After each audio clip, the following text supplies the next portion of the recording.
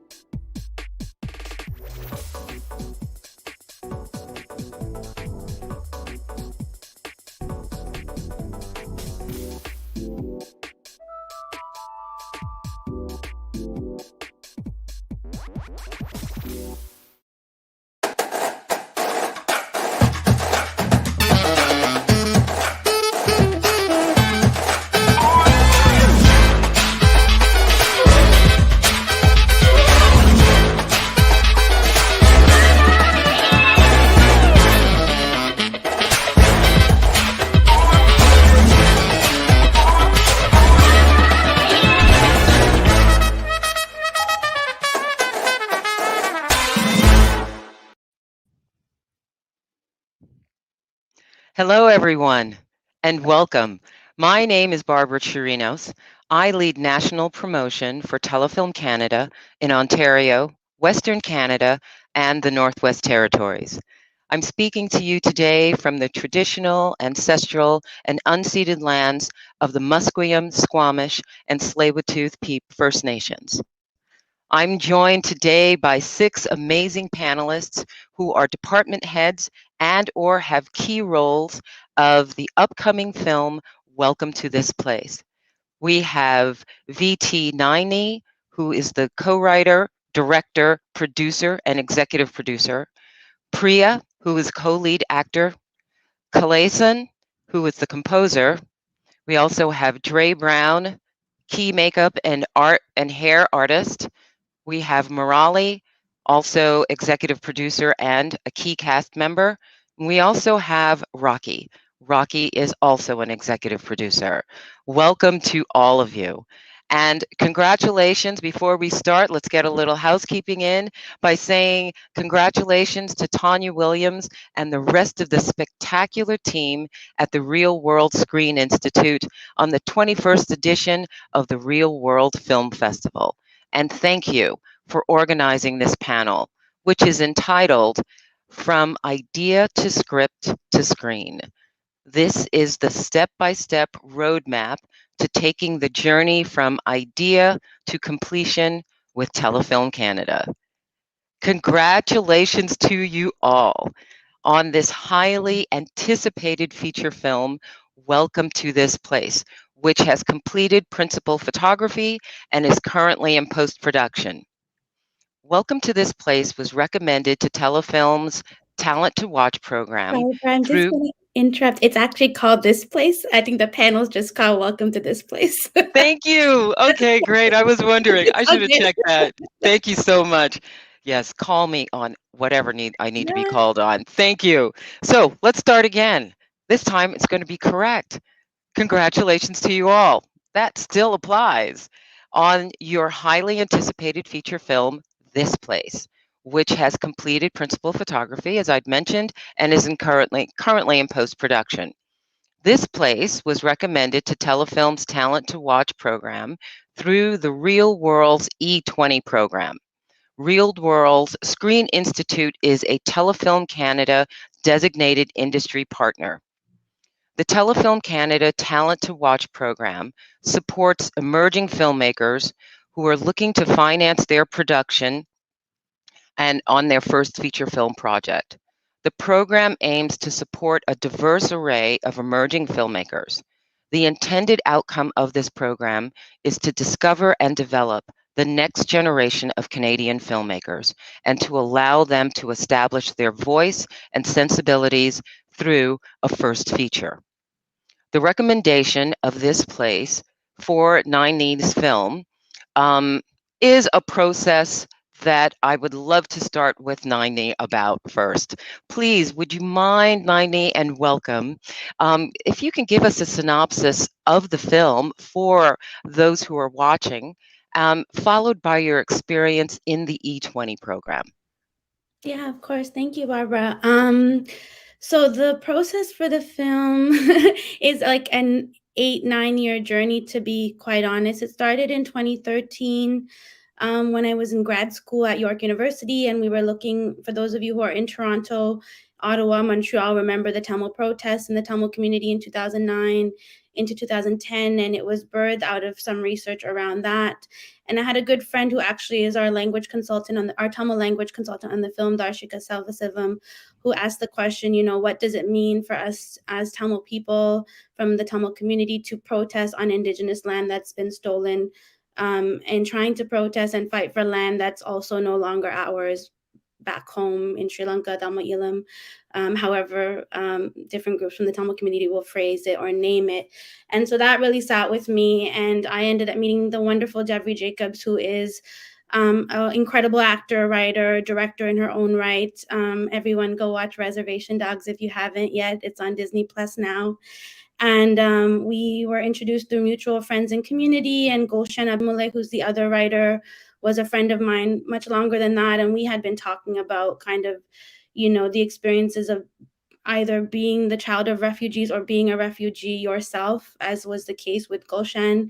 And I don't know really where she came in, but somehow we all ended up writing together this story that's called This Place, which is a play on the word displaced, because the fact of the matter is people have been displaced to this land, but people have also been displaced across this land, Indigenous folks. And so this idea of what are our shared histories as immigrants of color, racialized immigrants, refugees, and where does that intersect with the histories and present realities of Indigenous folks across Turtle Island. And here we are. And with regards to real world and the E20 program, I didn't go to film school, so I knew that I wouldn't necessarily be able to get telefilm funding through kind of more traditional routes, like, the film schools at universities, the Canadian Film Center, which now would be the case, but at that time wasn't for me. And Real World, like so many other community-based, specified festivals that focus on particular communities and audiences and filmmakers, provided access for the first time to someone like me to be able to, access telefilm funding. So I definitely applied to Real World with a very particular goal in mind, which was to access telefilm. I never lie about that. I knew that that was the end goal, and that was my way in. And thankfully, the folks at Real World and on the panel at Real World saw something in our film and what we were presenting and decided to support it. And now here we are. Fantastic, and here we are. And can you also speak specifically to what was really helpful for you that stands out as part of the E20 experience? I think what's really critical for filmmakers, whether you're writer, director, producers, but especially writer directors, because producers know they're going to have to do this, but the art of pitching is really critical, which is something we practice in the E20 program. I think everyone can stand to learn pitching if you're going to be a writer, a director, a producer, an executive producer. Pitching is really critical, and practicing that is very critical. I think the other part of it is knowing people and having real relationships. I think we talk a lot about networking across industries, but what I found is really actually the main point is having real relationships with people. And there are people that I met as mentors during Real World's E20 program. For example, Leah Marin, who's been a wonderful supporter of my work, but also this film in particular. And it's really about making the most of the opportunity of meeting people and actually nurturing and nurturing, that's the word, nurturing real relationships with people that are not just like, I know your name and I'm going to hit you up for something, but that I actually like know about you and we can have a real conversation, and maybe you know about my family and I know about yours. And I think that's something that people can stand to do more of through these kinds of programs, is really nurture those relationships with people as other people who are real people, not just, access to something that you want. Very, very true. And in terms of industry meetings, did you have an opportunity to meet with funders as part of the E20 experience? Any notable meetings during your whole experience with the program that Yeah, you would talk to?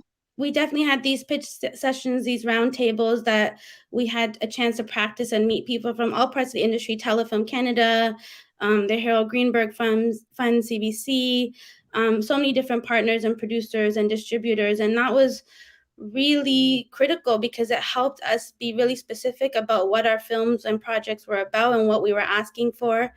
I remember meeting Alan from the Harold Greenberg Fund through that experience, and other people there, and having a chance to talk to them, 8 years, well, not 8 years, but maybe 5 years later, and say, we actually made the film, and it's really beautiful to come full circle and see those people again.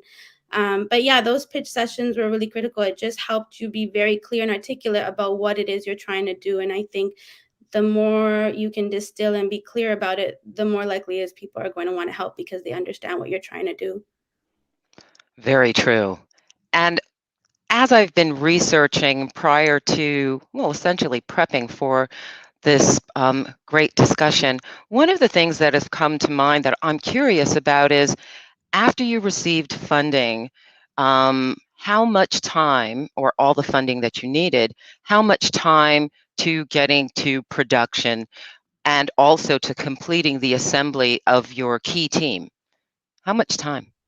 I'm going to be transparent about that. I think it's a really important lesson that filmmakers should don't not everyone has to learn the hard way like I did and like so much of our team did, but we kind of went to production before all the financing was confirmed, or when we thought some of it was coming in and then it didn't come in. My big note to emerging filmmakers and early career filmmakers is just make sure everything you need for production is in the bank, because once you have a cash flow issue, there's nothing you can really do about it except, try and put a life jacket on your project and do everything you can to save it. So that's a big key thing that I think a lot of people make the mistake on, including, members of our team. We made the mistake, including myself, is, hoping things will come in and go into production before it's ready. And I think there's nothing that ever hurts, from waiting, especially us. We shot in 2019 and then the pandemic hit. So it's not like we could shoot anything in 2020 anyways. So it is what it is, and it's beautiful because of what it is. And I wouldn't change it, but that's a big thing, I think, is making sure you have at least enough to get through production and a bit more, because it's just less stressful for you. Very true. And I think also an important point for all filmmakers is knowing that, at least in my opinion, that film making is actually where art meets commerce, and the relationship between both of those significant categories that sustain each other so that the project can essentially be completed, and the plans that the executives, the producers, the directors originally had in mind, reminding that art and commerce coming together and sustaining each other is essentially what is key to helping you achieve the plans that you have in mind for the production. I agree, and I Um, think it's why people like Rakhi and Muraly, who are, both here and executive producers, I think that's a very important lesson that you have to learn as an artist and I think that's key for any of us, whether you're, the head of makeup and hair like Dre, or doing music and composing like Kalaisan, or even an actor like Priya. You're advocating for yourself, and I think understanding the business side of it is really critical to all of us creating a project that actually reaches audience and that makes sure that we're being honored for our work.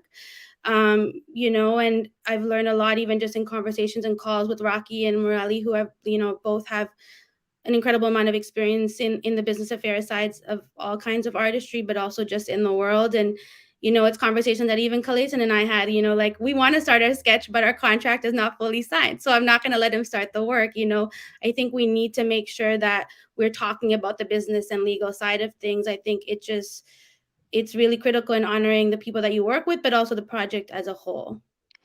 So well said. Absolutely. And what a number of lay people may not know is that each of these departments also would get their own budget, so that after the whole budget has been created, the individual department budgets are also a part of the plan, making sure that the plans for the overall production are most definitely met. So again, where art meets commerce, not only starts at the conceptual point that moves through the rest of the production, but everyone, particularly the department heads, have their own budgets that they have to keep in mind. So thank you for making that point, or reinforcing that point.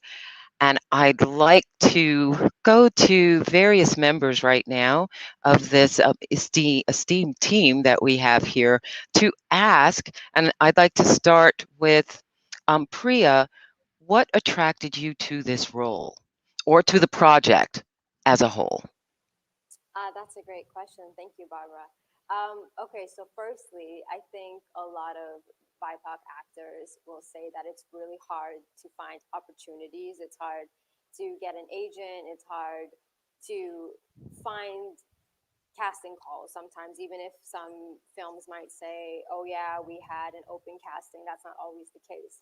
So whenever there is a casting call, people send it to you and it's like, oh yeah, I'm on it. But seeing this was really special and important to me. At the time, I was actually in Beirut. That's where I lived for a bit. My brother sent me the casting, and reading it, it was very clear that this is so Toronto. It's about a Tamil woman.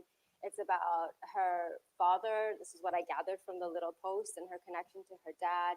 It's about a half Iranian and Mohawk woman as well. So obviously we're dealing with identities and whatnot. And it was evident from this little pitch that it was a queer love story. And for me, it was really, I mean, it just ticked all the boxes. And I knew that potentially it would deal with a character who I could easily connect with. So even though I was so far away and not even in Toronto, I sent in my CV and a reel and headshots right away because, I mean, I just felt so compelled to. Excellent. I can see how this particular script can stand out, making it quite unique. And Kalaisan and Dre, if you can also share what attracted you to this story. Sure. Yeah. I mean, like, I got to get to know Nayani at the Canadian Film Center because she was one of this year's residents at the Norman Jewison program, and I was one of the music residents at the Slate Music program. And just early on, like, I really just connected with the way she worked and the way she thought about storytelling and the sensitivity and nuance she thinks about the way she builds her worlds.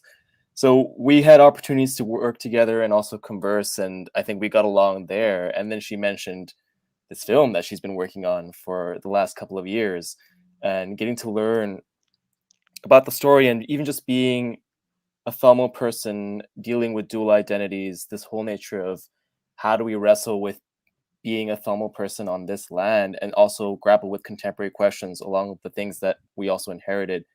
A lot of that really resonated with me just from the conceptual level. And then, you know, Nayani would tease things. She would like give me a little bit more information here and there, and then she might like send a scene or something, and I just get really excited. And I'm like, how do I become a part of this? But yeah, it's just such a beautiful way to tell a very, I think, universal story for a lot of people in the Toronto context. And she just has such a great way of telling that kind of story. So it just appealed to me right from the get-go. Thank you. I'm glad you said that, Kalaisan, because I'm like, has anyone been on 90s feed? The way she will caption your life. She will tell you. So the way I came to know 90 and to get to this project was just nothing but divine, creative, you know, sorcery, because I met this woman. Was it 2017 or 2018, 90? I want to say it was like either 2017. I think it was 2017. Yes. So in another part of my career, I work in women's empowerment and having like real beauty conversations around women and lifestyle. And I ended up moderating a panel that Nayani was on at the UN, and the subject matter of the entire weekend and the entire experience that the UN was hosting was the condition of rural women globally, and women considered in these marginalized communities, and what their just lifestyle concerns and the way that they are moving around in the world globally was the subject matter of this panel. And she belonged 10 times over on that stage because of not only how she told her story and why she was there to present some of the storytelling and content she created, but because this work is so endemic in her bones. Like you could tell by, and I knew nothing about this place at that time, and it was well into its development, I believe, when we met. Now, the fact that I was a TV and film makeup artist was not a part of the reason why we worked together. But when you get brown women together and the universe says, y'all gonna make something happen, there's nothing you can do about it. You can't avoid it. The kiki is gonna happen. And yeah, I definitely remember being like, oh, I don't know what we're gonna do together, but and so then maybe what I want to say, maybe a year and a half later, she reached out and she was like, I know that this is a long shot, and this is to filmmakers out there. Shooting your shot is probably one of the skills that if you could have a whole panel with Nayani about it, sis is gonna shoot it. She might not be the tallest player on the court, but she's gonna shoot it. So she just was like, we're gonna do this. And when she reached out, I was so grateful because I was itching for a feature. I was itching to tell a story that in my makeup career, I had done TV, I had done commercial, I had been doing makeup since 2005 professionally, and I was itching for another feature because when I started doing feature narrative work, it changed makeup artistry for me, and it changed the way I looked at my art. And it was just the timing. And I got on the phone and I was like, yes. She's like, well, we should talk about, see, there you go, commerce and art. We should talk about your rates, Dre, because I just want to make sure I can afford you. I'm like, yes, get me to Toronto and we'll figure it out. Just feed me and we'll work things out. But I wanted it so bad. I think I wanted it as bad as she wanted me to consider it. And it just worked out. And the rest is history. Excellent. Thank you so much. I'd love to know more about how the kikis went. I'm sure that I know we're going to need another hour. I know. I can't wait to hear behind the scenes. And this takes me to what I think is very interesting to me and potentially to the audience, potentially, hopefully made up of other filmmakers, the number of executive producers on this place.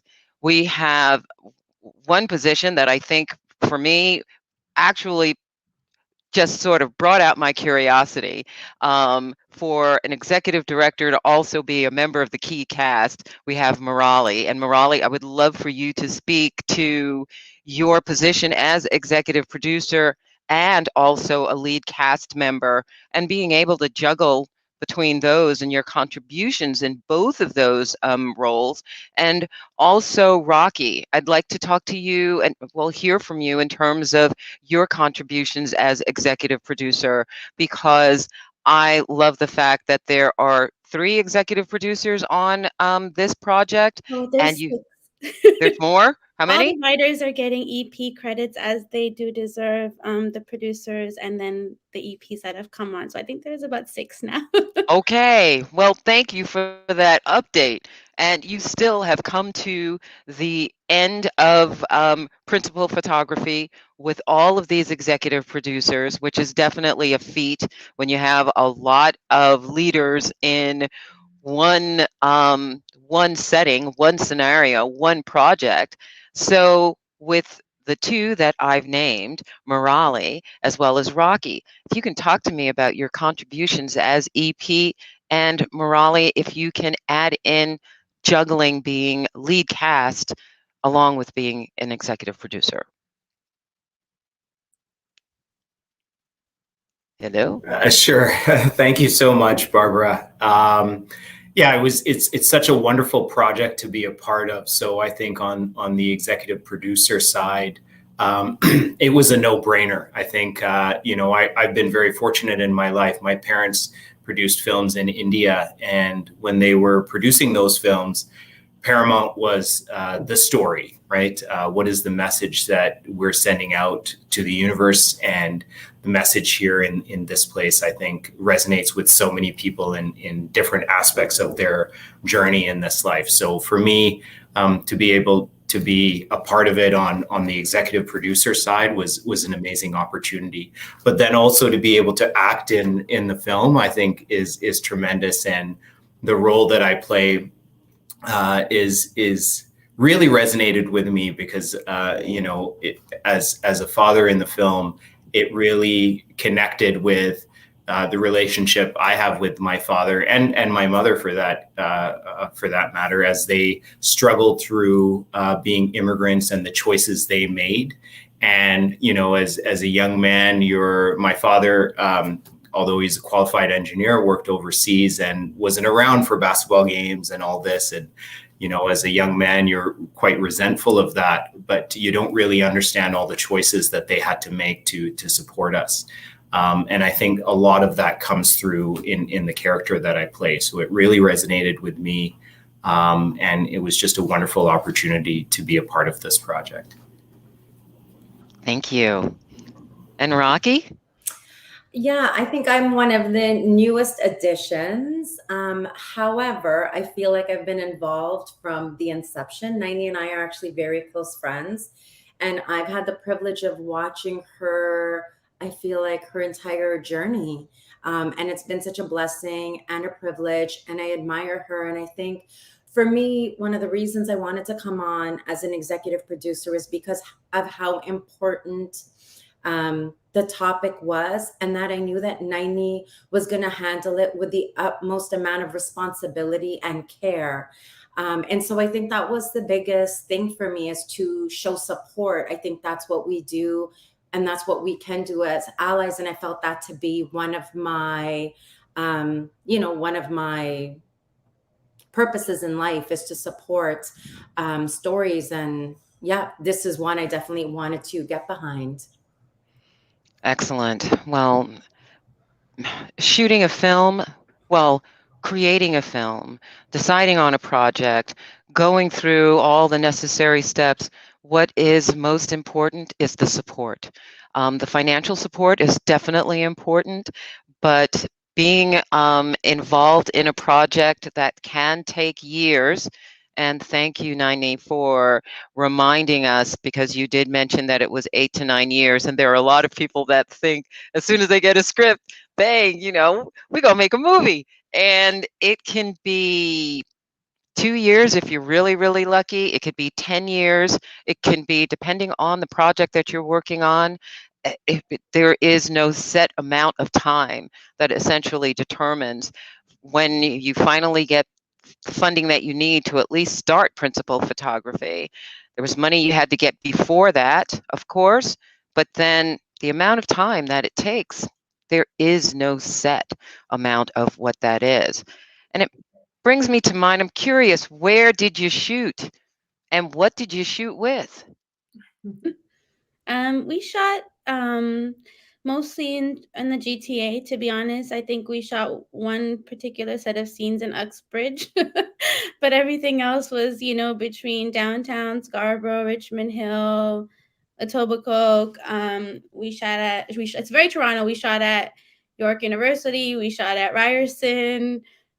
We shot along Queen West. We shot in Rexdale. I mean, it was across the city, and we shot on an Alexa Mini. I want to give thanks to our amazing cinematographer, Connor Fisher, who hasn't had a chance to talk yet on any panel that we've done, because he's, I think, the only, aside from Kalaisan now, the only, man who's a department head. It's the two of them, and they're the most sensitive and kind men ever. So, we're fortunate. And he is a white man, so he's He's not usually the one speaking on our panels. We've been asked to talk about the inclusivity and diversity of our cast and crew a lot. So I do want to give thanks to him. He's been the most amazing ally and is so kind and thoughtful. And yeah, it was all him doing the cinematography, and he took so much care with how he framed and lighted everybody, and obviously work with Dre and work with Charlene, who's our costume designer, and Nicole, our amazing art director and production designer, to bring to life and make better the ideas that I had running around my head. And yeah, and Alexa Mini, and we'll also thank you to 2D House, who provided the camera. We paid for it, but they were great and gave us a good discount. Excellent. Yeah, discounts are good. I remember that well. I do. And the fact that you brought up but creating a picture in my mind of potentially what your set looked like. Can you speak to the dynamics in the environment and working on a production that the predominant leaders of the production are people of color? And if it was different than other sets that you've been on, especially now that this is a set where you are the one who sets the pace for the rest of the team, or your team helps you set the pace. Can you speak about the dynamics of a production predominantly of leaders of color? Yeah, I'll speak to a little bit, and then I think it would be good to also hear from Dre, because she was a department head and she had her own interactions with everyone. For me, I mean, I don't know a crew that's not predominantly BIPOC, to be completely transparent.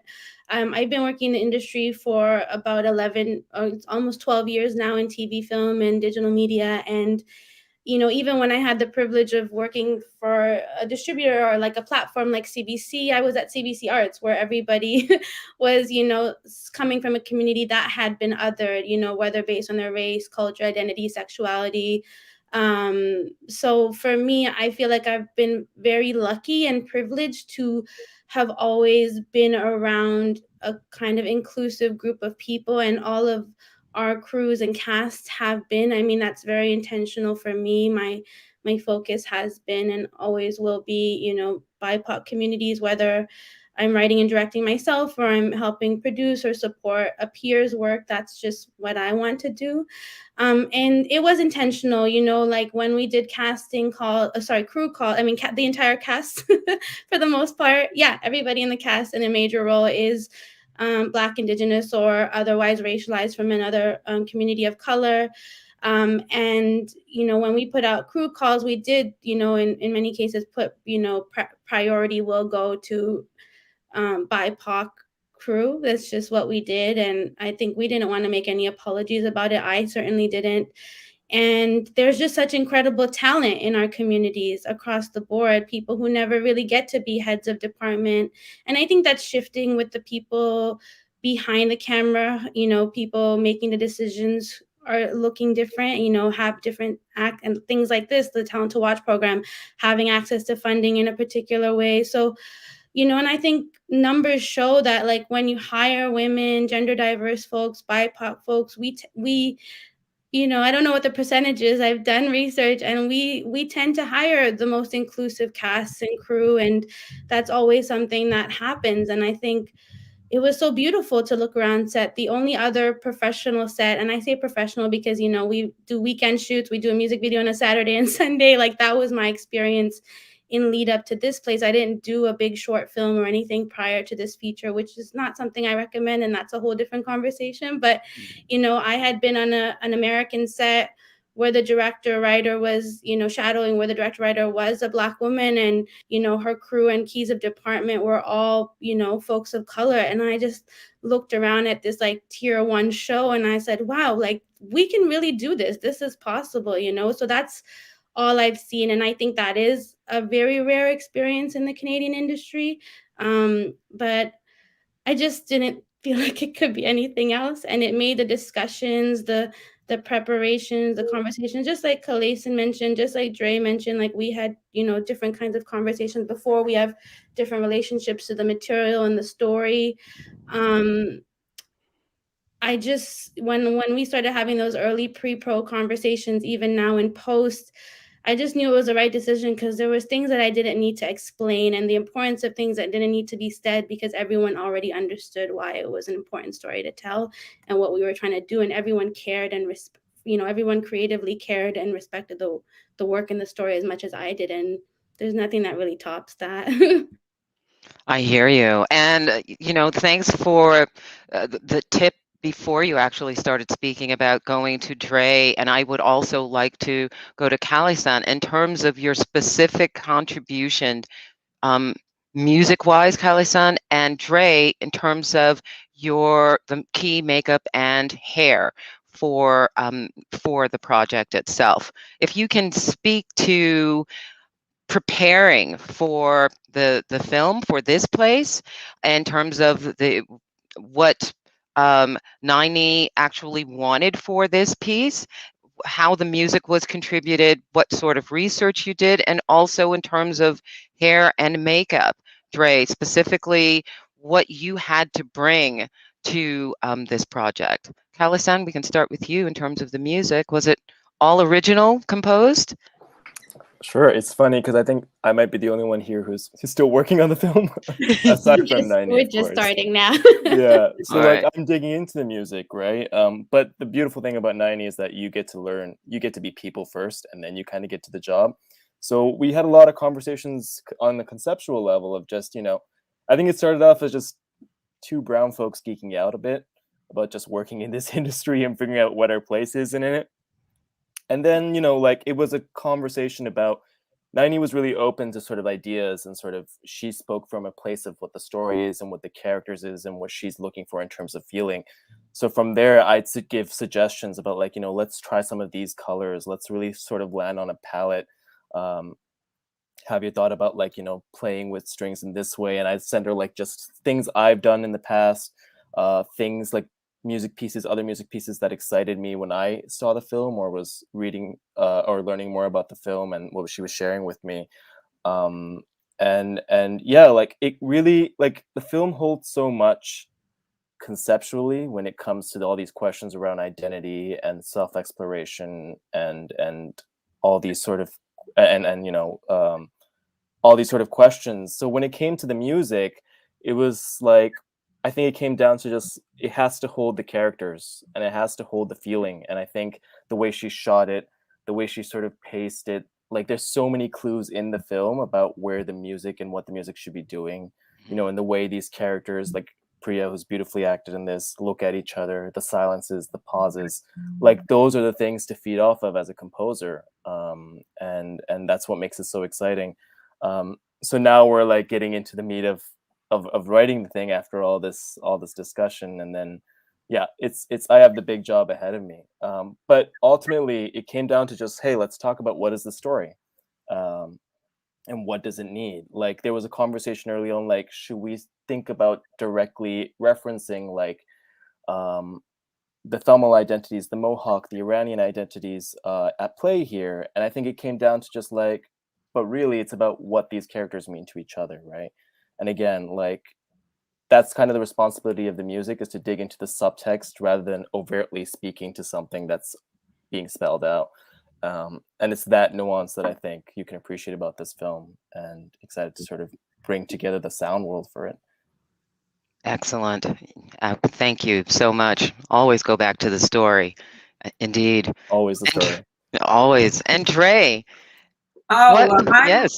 First of all, Kalaisan, I'm so hyped to hear the score. Like I got to see all your amazing work on it. Now it's like, oh my God, no, I haven't seen too much. I want to like literally just like see it for the first time, but I am like, I'm so filled already. It was like a truly emotional experience. But I love that you said it was two brown people geeking out, because a lot of that I felt in my conversations with Nayani. But what I will say is I've been key on a lot of, Black led or BIPOC led productions. But one thing that came out of being a part of this place that I can say what I was most grateful for was yes, I was walking into a BIPOC cast. Yes, I had been counterparts with other BIPOC department heads prior, and I was excited for that, for like Nani was mentioning, some level of shorthand and like, you know, kind of intuitive connection that we could lean on. But I learned so much. First of all, I'm American, and coming as a Black American woman into this project was not coming in with a big basket of reference information. It you know, one thing I think I connected with was, you know, being a part of a marginalized group and just having a seed of compassion off of that.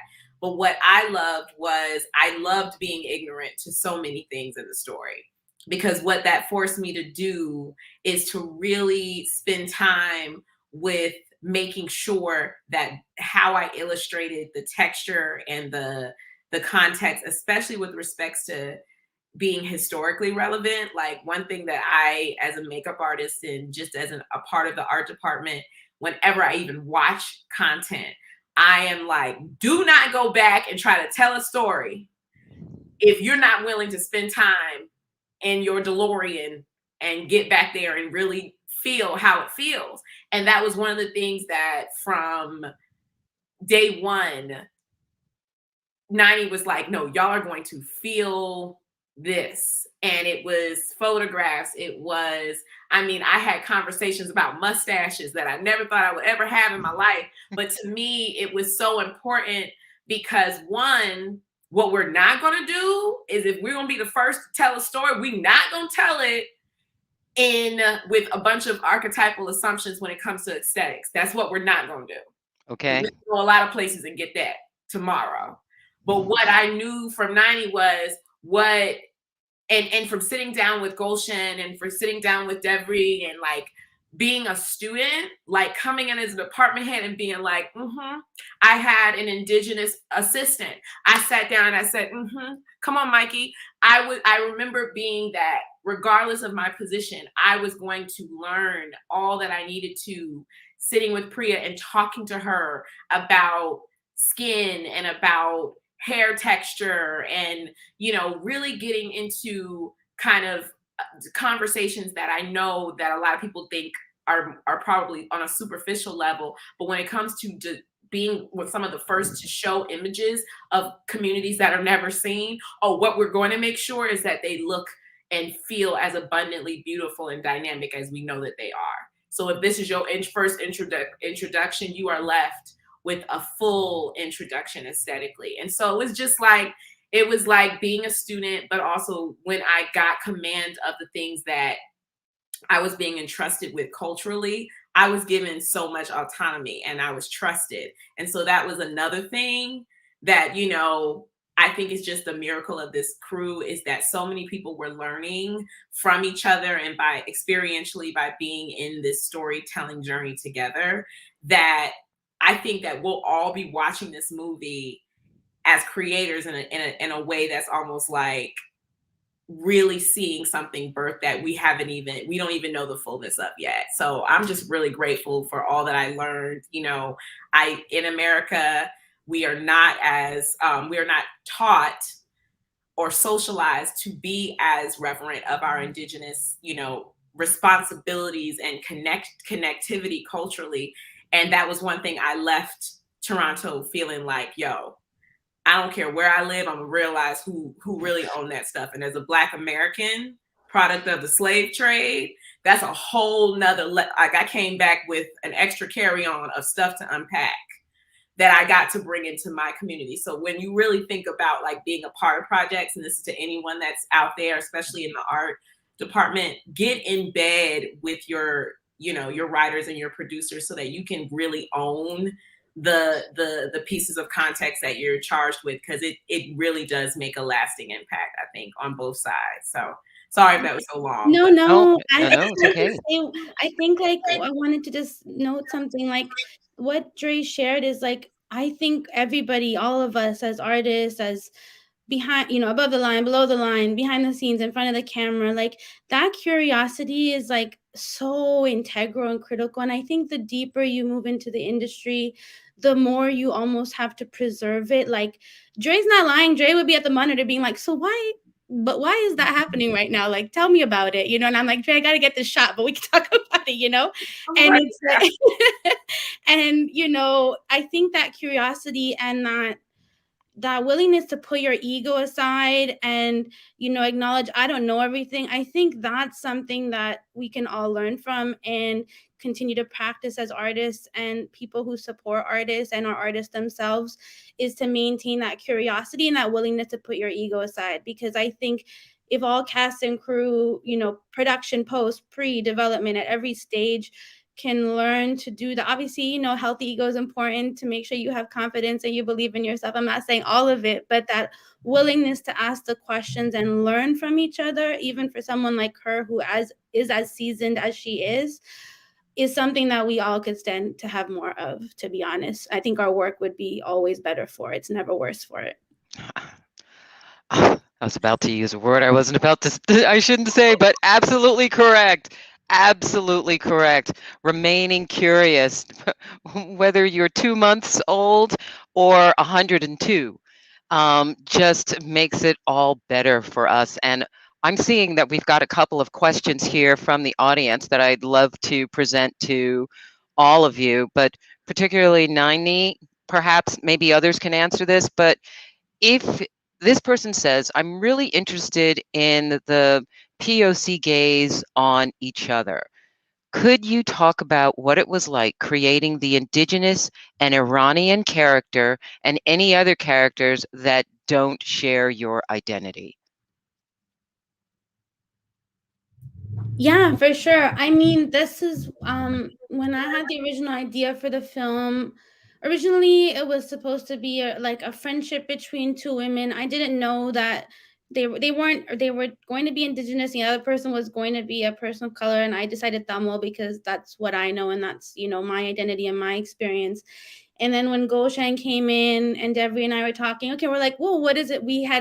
I had met somebody in another audition for something else, an actor who was had mixed race identity, both Indigenous and a racialized person, a family from Guyana, and I just thought, I've never seen that before, but that obviously makes sense. It's just my own ignorance, like never having met someone who had that particular identity. And then we talked about the character maybe being mixed race. What does it mean to be both Indigenous and the child of someone here and the child of another land, and what does that mean and what conversations can happen there? So the gaze was really I think a continuous conversation between us as writers. I never wrote the scenes. We really shared the writing between three people. I will say that. And I wish we documented all of it. We have some of it, but we had really hard conversations because we figure we're going to have these conversations now because people are going to ask us these questions later. And if we don't have these conversations now, we really can't finish this film. We can't, with good conscience, go out and make this film. We knew Devry was going to play Gawaniosta, the co-lead character alongside Priya's Malay. Like, we knew that was going to be the case from the beginning.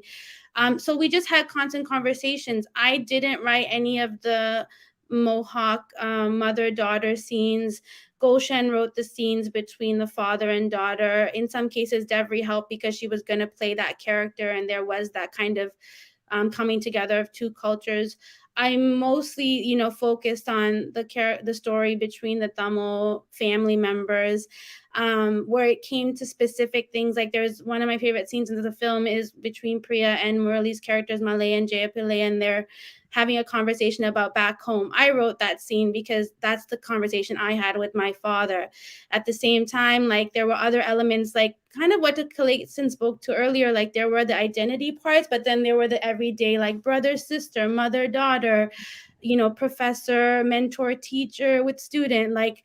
And so there were scenes that Goshen wrote between the Tamil brother, who's played by Alex Joseph, his character Arun.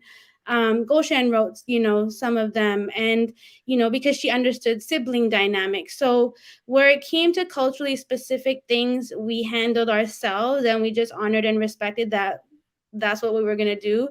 And then where it came to things that were more about relationship dynamics, we gave each other space to write those things. And then we just had a constant conversation. So really, it was like not so much of a gaze on each other or characters. It was more us sharing very honestly and transparently. The other thing I'll say is like so many of the characters, they are not real people, but they are based on real experiences. You know, they are twists and turns on our own familial and communal experience and personal, you know, individual experiences. So, you know, that's why it took a while. It took 2-3 years to really, you know, get the script. You know, we were working the script up to the last minute. There were changes being made. That's not great for your cast and, you know, crew. So that's something to keep in mind. But we, you know, we were newbies. But it was just a constant conversation. And I think I knew from the beginning I couldn't write the film by myself. It wasn't my role. I could not write a Mohawk woman story or any Indigenous person story for that matter. I could not write a Persian woman story. You know, same way I can, you know, that's just not my bag. I'm not going to do that. So for me, I always would rather write together. And I think that's what made the film what it is that like, we were able to have these conversations. And I think that's what shows in the cuts that people have seen recently is that it is about their family and communal histories, but it is these relationships.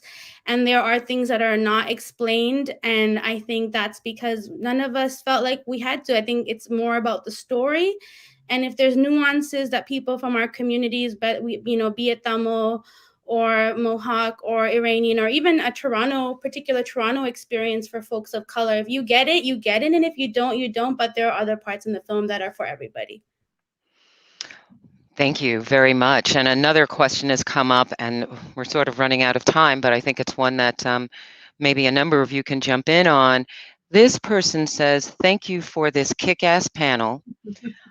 I am Tamil and Sinhalese queer writer, playwright, and I would love to know about cultural and dialogue coaching for this complex story with so many influences. Anyone? Was there any coaching necessary for dialogue coaching necessary for the piece? I'll intro and then I can go to Muraly because I think he had the toughest time. I think he had the most work with dialogue not dialogue, accent and language coaching. I'm not going to say dialogue because he did it so well, but I think it's the language. So I mean, like, you know, so many of us are the children of, you know, immigrants and refugees. And so like, we know how our parents talk, but we don't necessarily you know, our language is not necessarily our first language, you know, like English is in many cases the language we use the most. So we didn't think about it at the time because we honestly just didn't have the budget for a language coach. It's just what it is with the indie feature. You know, and so we got really lucky the first time. I think my cousin Abby, who plays Melody, she plays Muraly's character's wife and Priya's character's mother in the film briefly. She just happened to be on set the one day that we had all of Muraly's scenes. He spends almost the whole film in a hospital. That's in the synopsis, so that's not new to anybody, his character. And he, you know, she was there, and I just underestimated how much Tamil I knew, to be honest, like, and just being able to recognize what sounds right and what doesn't. And it was good to have someone like Abby there by chance who decided, you know, if anyone who knows Abby here knows how her heart works. So she just ended up staying all day. And she really helped, I think, Muraly that first time. And then she was on set the second time because she was in the scene with him. Or in some scenes that were shared with him. And we decided we're going to bring on a dialogue coach, and a family friend of ours offered to do it for free just to like make sure we don't embarrass ourselves. And then where it came to the Mohawk language, like I think Ganikahaga, like what Devry did was she had like a teacher that she had translated very close to when we went to set. So her and Brittany, who plays her mom, both of them are from the Ganawage reservation. And so they were able to focus on that. So I think it was just trusting. There's not as much Persian in the film. There's certain words that are referenced, but definitely you hear Tamil and Mohawk. And I guess Muraly can speak to it as an actor, but I will say we didn't have the privilege of dialogue coaching from the beginning, just kind of a bunch of kids of a particular community trying to figure it out together. Yes, thank you. Muraly, yes, But please. I thought I was going to get the mustache question, but I'll go with this one. No, yes, as Nayani mentioned, there were so many people that were supporting me and kind of guiding me. There's a lot of directions we could have gone with the accent and specific words. You know, we really wanted to ensure that the right messaging or feeling behind the words were conveyed, as especially it was as Nayani mentioned. You know, there's hospital scenes. These are quite intense scenes, and it really reflects the relationship between the father and daughter. So had wonderful coaches. I think it's up to the audience to see how that was presented or how well it was presented. But you know, everyone was very supportive there. Excellent. Thank you very much. And we only have a few minutes left. There's so much we all want to know. Could you share some tips on co-writing, and then let us know what are the future plans for this place after you get to your final cut? There we go. I think co-writing, I think taking your time is really critical. I think like not rushing it. I think, however, you know, if I, like you kind of mentioned earlier, Barbara, if I thought, okay, we're going to write for a year, I'm going to get it done, I'm going to get some money, shoot it in 3 years. And, you know, like here we are, you know, the film will not come out until next year. So I think taking your time with the writing, it takes as long as it takes. I think, especially with co-writing, I think coming to it, like I said earlier, in terms of the collaboration, with as little ego as possible and as much curiosity. I think confidence in what you know and curiosity in what you don't know is really critical. I think like one thing that's so wonderful, and I got really lucky with Devi and Gulshan, is they're just really curious and kind-hearted people who wanted to do something together. And we just always, you know, and you can imagine there, you know, that's a whole different conversation, but there were hard conversations to have. We just didn't know enough about each other, you know, and each other's communities in a particular way. And so there were like questions that we thought were stupid, but they weren't stupid. We were just learning. And I think the openness about not knowing enough and wanting to learn, and then also wanting to share what you do know, is really beautiful. I think deciding who will handle what is a really important conversation that you have to keep having. And I think over time, when you work together, if you give it that space and time, you learn to understand each other in a way that you can then, you know, you can edit each other's scenes. You can look at it and bring a different perspective. So again, I think confidence in what you don't know, what you do know, and curiosity in what you don't know, and just a kindness and empathy for each other is really critical to working together in a way that's healthy and productive. Excellent. Thank you very much. I think that's possibly something that should be applied to life. Actually, life on a welcoming set is something that we could possibly share with the rest of life so that we can move on. There is nothing like the last shoot on the last day when you have everyone there together. Priya, were you on the last day, the last shoot with everyone? What was it like? Yes, I was there, and it was incredible because I remember it was so hot.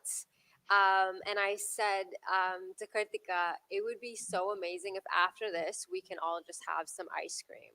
And we broke for the day, and we all had an amazing meal because we were well fed. And then Stephanie comes and she's like, okay, well, whenever everyone's ready, there's an ice cream truck outside. And we were all just sat there like, oh, we don't have any change. Oh, shit, what are we going to do? And then she waited because she expected everyone to just get up. And she was like, no, it's on us. We have ice cream. So, yeah, the last day was incredible. I mean, again, we filmed in 2019 and then again in 2021. And I feel like on set and working with Nayani, it was just such a really warm and inviting.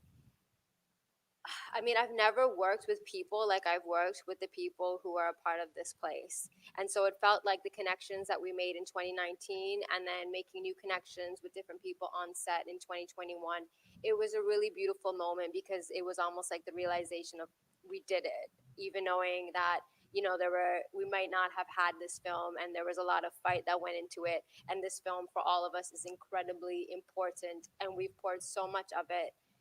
I mean, it was just a beautiful, beautiful day, and I'm so blessed to be a part of that.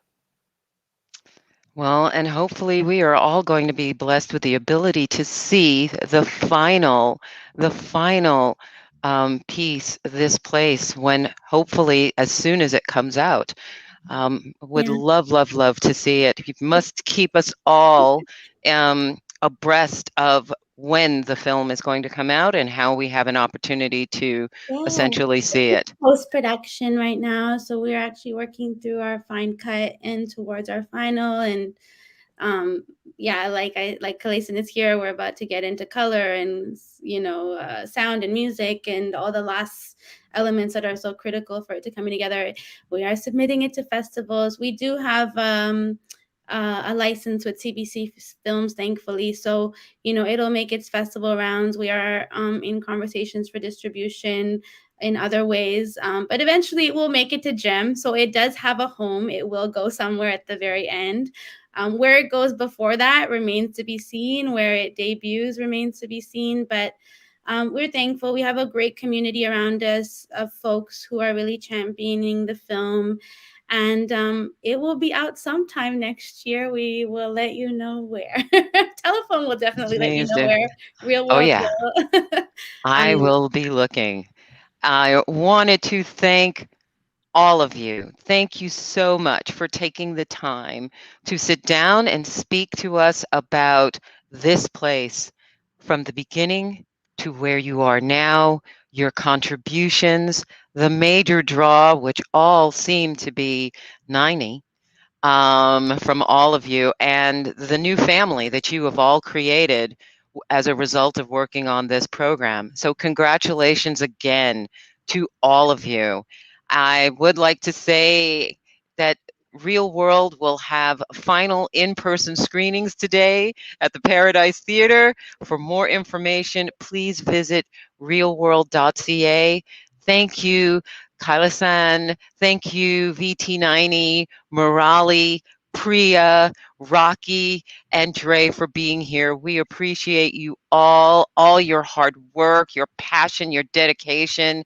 Continue working on your craft. Continue doing what you're doing. Keep making these stories and then bringing them to screen so we can see people that look like us. And even if there are people that don't look like us, we have the opportunity to learn through these stories. And it just makes the world, I think, a better place. That's my opinion. Barbara, you got a lot done in an hour. I didn't know who was going to do it with 6 people on the panel, but you did a great job. So thank you. It's so nice to be interviewed by someone who's part of the communities that we're part of, and that's a blessing in and of itself. So thank you. Thank you. You're all a blessing. Keep doing what you're doing. I'm going to look for all of you. I will. Take care. Bye. Thanks, guys. Bye. Thank you, Real World.